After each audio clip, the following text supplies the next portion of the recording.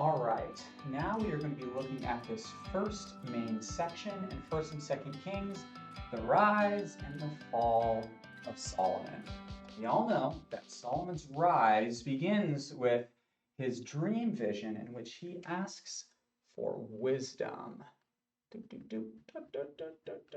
Solomon asks for wisdom. Let's take a look at that. Here in chapter 3, it says that Solomon loved the Lord here in verse 3, and he walked in the statutes of David his father. That's a pretty good thing. And at Gibeah, the Lord appeared to Solomon in a dream by night, and he said, "Hey, ask whatever you want. It's yours." Man, that's pretty great. So then Solomon says, "Man, I'm this small young man, and this is a great people that you've commissioned me to lead. Give your servant an understanding mind, that I may govern your people and discern between good and evil." Now, is this a good thing? Yes, this is a very good thing. Discern between good and evil. Wouldn't it have been great if Adam and Eve discerned between good and evil before they picked the fruit, huh? So, what does God promise? He says, "I will give you a discerning mind so that none will be like you. But more than that, I will give you both riches and honor as well." So, on top of the wisdom, Solomon gets riches so that the glory of his kingdom, the glory of the kingdom of Israel, is greater than all the kingdoms on the earth. Let's take a look at some of that wealth that Solomon's kingdom has. Chapter 10.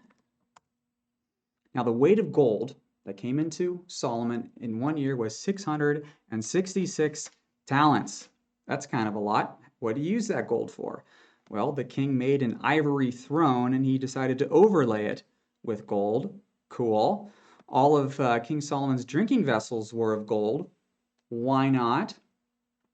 None was of silver. As a matter of fact, silver was not considered as anything in the days of Solomon. Now, what's all of this doing? This is presenting an over-the-top, idealized, larger-than-life picture of Solomon. His kingdom and the glory of his kingdom is magnificent and beyond compare. Look at the boundaries of his kingdom in 421. Solomon ruled over all the kingdoms from the Euphrates to the land of the Philistines to the border of Egypt. This is in fulfillment of the promise to the patriarchs in Genesis. So what is going on here? What's the author doing? Well, what the author is doing with this presentation of King Solomon, here's his crown, he's presenting Solomon as a picture. Solomon is a picture of the future kingdom of God.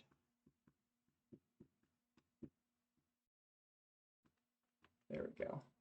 Solomon is a picture of the future kingdom of God, a picture of the messianic kingdom. He's an image of this future restoration kingdom, which is going to happen. Now, the author of Kings knows that this story ends in exile. That's not a surprise to him. But he places Solomon here at the beginning to give the exiles hope that one day the restoration kingdom will look like this. Now, there's this great biblical scholar.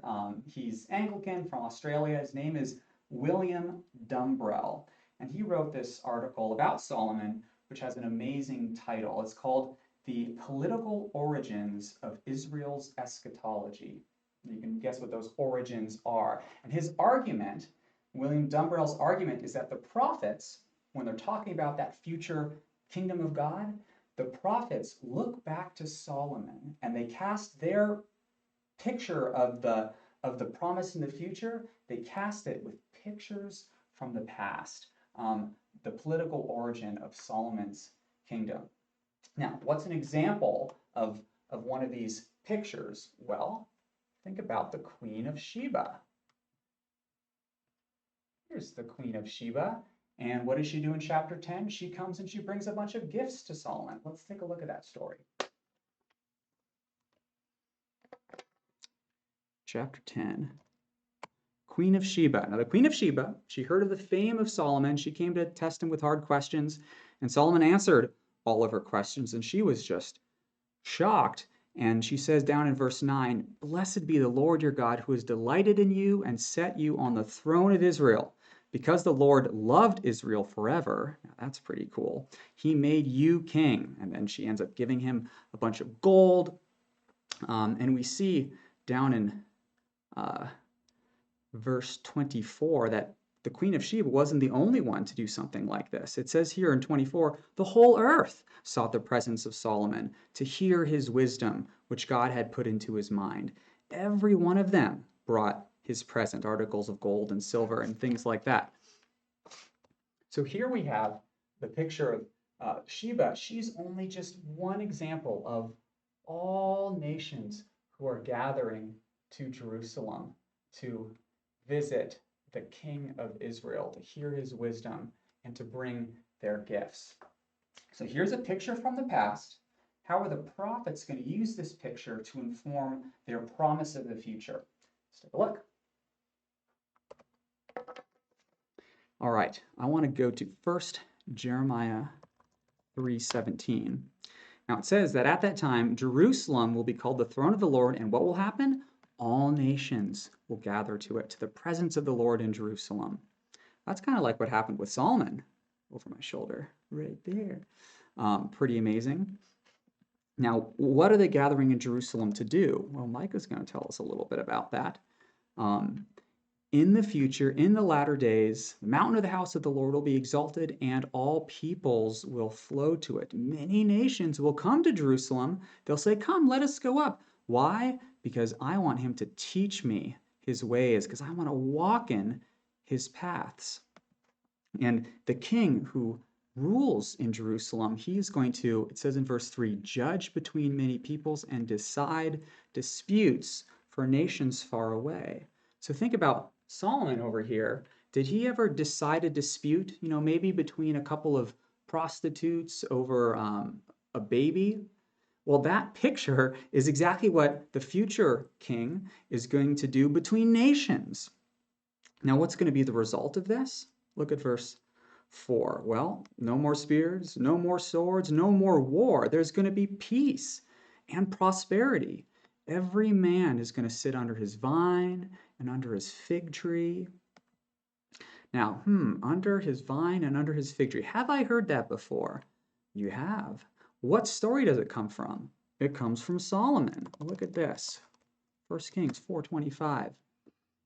"And Solomon had peace on all sides," peace and prosperity. They lived in safety, every man under his vine and under his fig tree. Isn't that amazing? And there's more. Take a look at Isaiah 60. It's going to depict all nations coming to Jerusalem, coming to your light. "And the abundance of the sea will be turned to you. The wealth of the nations will come to you, Jerusalem." Just like every single nation is going to be like the Queen of Sheba.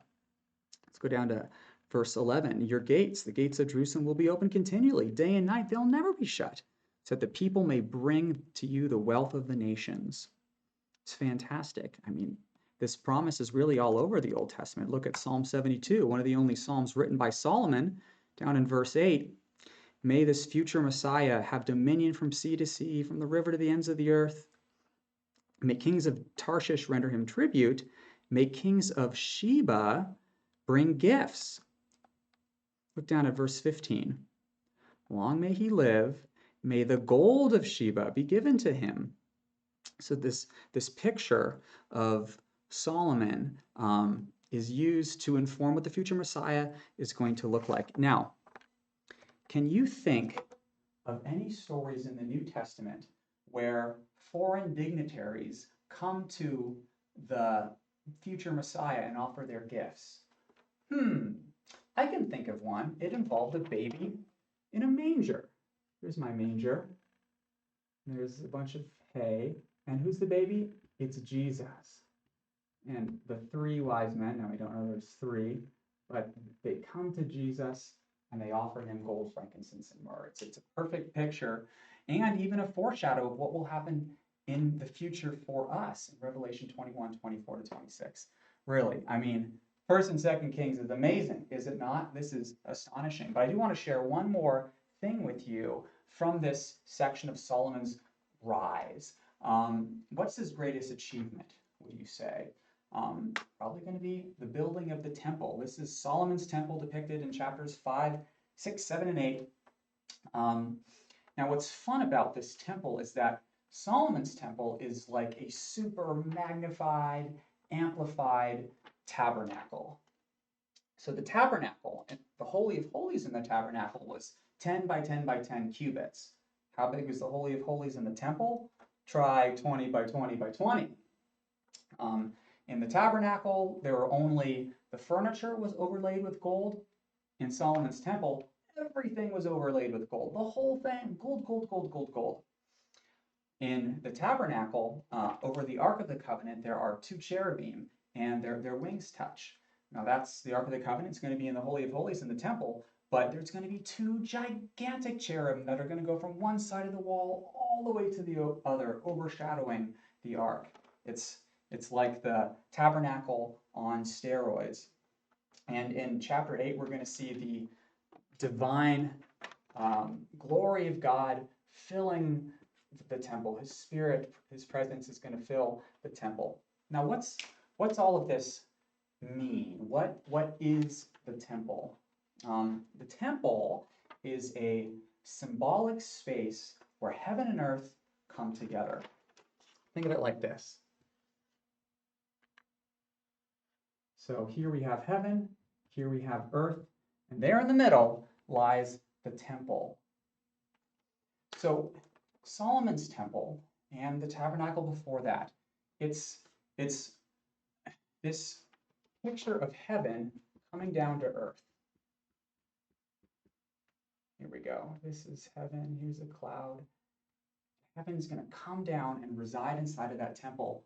But it's a picture of the future when these circles will become one. Heaven will become fully joined with earth, and there won't be any more distinction. And we see that in Revelation 21, and Solomon's temple imagined, looked forward to that great fulfillment. Now, all of these things, these ideas of the future Messiah and the temple, the joining of heaven and earth, they begin their life in the reign of Solomon. And unfortunately, when we're dealing with fallen men, all good things must come to an end, and we're going to examine that end in our next lecture. Okay, Solomon's fall happens in chapter 11. King Solomon, it says, loved many foreign women.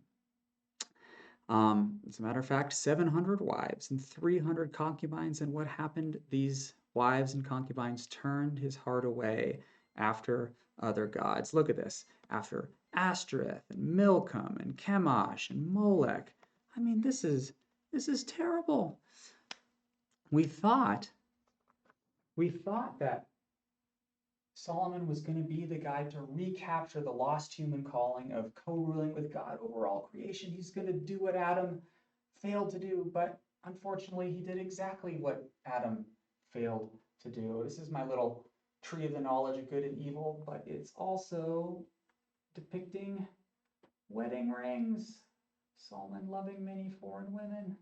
So many wedding rings / fruit of the knowledge of good and evil. And just like Adam's wife convinced him, persuaded him, got him to follow after a foreign god, a demonic serpent, so Solomon's, let me draw an angry serpent. So Solomon's wives led him to follow foreign gods. And what's the result of all of this? Well, the kingdom is split in two. Now, this fall moment happened in chapter 11, but we're given a lot of earlier hints that, maybe things weren't quite as good. There were some kinks in the armor here in chapters 3 through 10. And Deuteronomy 17 is kind of our picture of what the ideal king of Israel was supposed to look like. And we see that the depiction of Solomon's kingdom here, even in those good years, is really designed to contrast Solomon's reign to the ideal king in Deuteronomy 17. Let's take a look. Deuteronomy 17, verse 14. Now, what does it say? When you come into the land the Lord is giving you, you're going to want a king. Go ahead, set a king, but make sure it's the guy that I choose. Now, one thing about your king, he must not acquire many horses. Well, how did Solomon do about that? 1 Kings 10:26. Let's see, 10:26. Solomon gathered together chariots and horsemen. He had 1,400 chariots and 12,000 horsemen. Now, is that a lot of horses? Kind of. Let's go back to our list. Don't acquire a lot of horses. Well, failed that one. Let's see. You shall not acquire many wives. That definitely did not go so well. Don't get in excess of silver and gold. Ooh, I think we read about that earlier. Yep, definitely did that. So, how did Solomon do as far as this list is concerned? Let's see. Fail. And you see there's more to it than that. Solomon built the temple and it was amazing. It was glorious. It took Solomon 7 years to build the temple. But that wasn't the only construction project that he used all that gold to build. You see, he also built himself a palace. You know how long it took him to build that? Well, 13 years. That kind of shows his priorities right there, don't you think? And in addition to all of the gold that he got to build these magnificent structures, he also used slave labor to build the temple and his palace, just like Pharaoh, king of Egypt, did. And what's interesting is the exact same Hebrew word is used for forced labor that Pharaoh and Solomon used. So where does this leave us? The kingdom is in shambles, and we are still waiting for a faithful king from the line of David who will obey Yahweh and his Torah, and in so doing usher in that future kingdom of God which will bring peace and prosperity to the nations.